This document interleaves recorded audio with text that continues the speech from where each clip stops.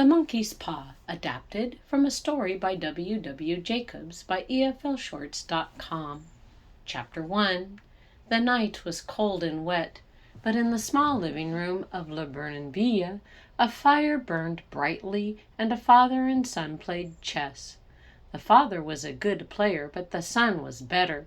His wife watched them play and warmed her hands in front of the fire. "Listen to that wind outside," said Mr. White. "I can hear it," said Herbert, his son. He looked at the chess pieces and moved one of the pieces. "Check," he said. "It's bad weather out there," said Mr. White. He wanted to distract his son, but it didn't work. "Checkmate," said Herbert, and smiled.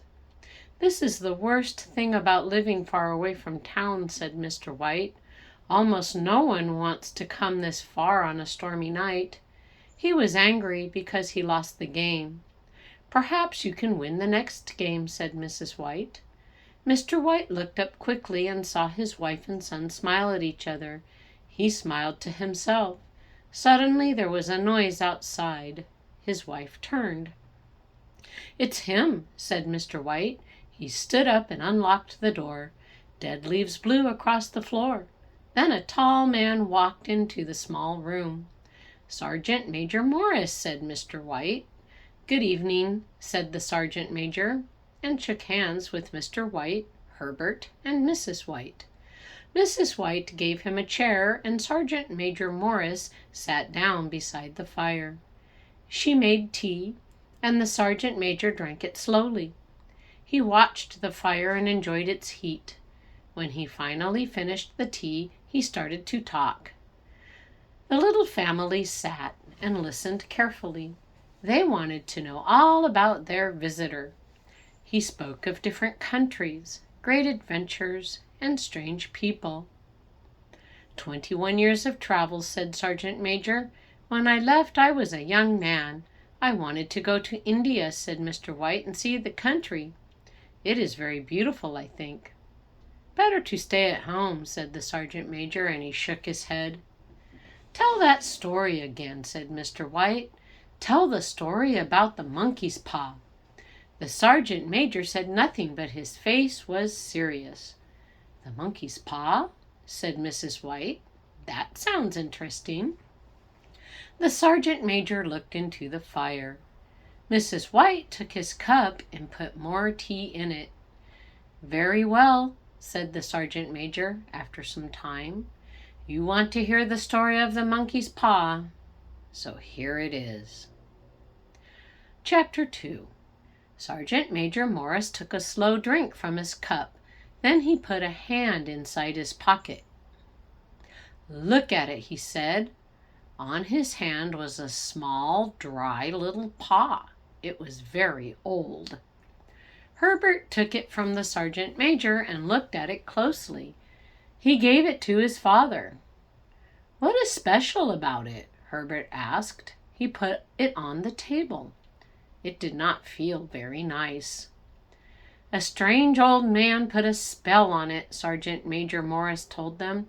"The spell gave 3 different people 3 wishes each." "Well, what is bad about that?" Mr. White asked. "Sounds good to me." "Wishes are dangerous," said Morris. Suddenly he looked afraid. "Did you have 3 wishes?" Herbert asked. "Yes," said Morris. His face went white and his hand shook. He took a drink from his cup. "Did the wishes come true?" Herbert asked excitedly. "Yes," said Morris quietly. "Did anyone else ask for 3 wishes?" Herbert went on. "The first owner of the paw had his 3 wishes," Morris told him. "I don't know his first 2 wishes, but the last one was for death." All the people in the room went quiet. The wind outside howled. "I don't understand," said Mr. White. "Why did you keep it?" "I don't know," said Morris, and shook his head. "I thought about selling it, but nobody wants to buy it. They think it's a fairy story." Some want to try it first and then buy. He picked up the paw and looked at it. Suddenly he threw it on the fire.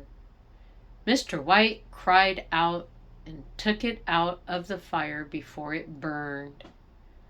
"Better to let it burn," said Morris. "Can I have it?" asked Mr. White suddenly. "The fire is the best place for it," said Morris. Mr. White shook his head and smiled. He put the monkey's paw in his pocket. "You worry too much. How do you do it? How do you make a wish?" "You hold it in your right hand and make the wish. But I must tell you of the danger." "It sounds like a fairy story to me," said Mrs. White, and stood up. Herbert and Mr. White laughed. Mr. White took it from his pocket again. Morris got hold of his arm and looked him in the eye. "I warn you, wish for something good." Chapter 3. Sergeant Major Morris finished his stories and his supper. It was time for him to leave and catch his train. They all said good night, and Mr. White closed the door behind his friend. "I wonder," said Herbert, "is the story about the monkey's paw true?" Mr. White said nothing. "Did you give him some money for the little paw?" Mrs. White asked. "A little," said Mr. White. "He didn't want anything. He told me to throw the paw away." "Well," said Herbert with a smile, "we are going to be rich, famous, and happy. Wish to be a king, father." Mr. White took the monkey's paw out of his pocket and looked at it. "I have everything that I want," he said, looking at his family with love. "Even kings don't have that." "What about buying the house?" Herbert said excitedly. "We only need £200. "Now that is a good idea," said Mr. White, and smiled at his wife. He held the monkey's paw in his right hand. "I wish for £200, he said, but suddenly he cried out and dropped the paw. His wife and son ran to him. "It moved," he said, looking at the paw. It was now on the floor. "It moved in my hand." "Well," said Herbert, "I don't see any money." He picked up the monkey's paw and put it on the table. "Did you really feel that?" asked Mrs. White. Mr. White shook his head. Now he was not so sure. "Never mind. No one was hurt. I am old, and I get afraid easily." They sat by the fire and stared at the flames. The wind outside grew stronger, and the windows shook. No one spoke. Finally, Mr. and Mrs. White got up and went to bed. "Good night," said Herbert. "Perhaps the money is in a big bag in the middle of your bed," he said, and laughed. His parents heard him, but they said nothing. Alone, Herbert sat and stared into the fire. At first, he felt good. The room was warm and the fire was bright, but then he began to see faces in the fire. He watched. At first the faces were not frightening, but then the faces began to change. The last face was so terrible he nearly cried out. He got up quickly from his chair and put a hand on the table. By accident, he touched the little paw. This time he cried out.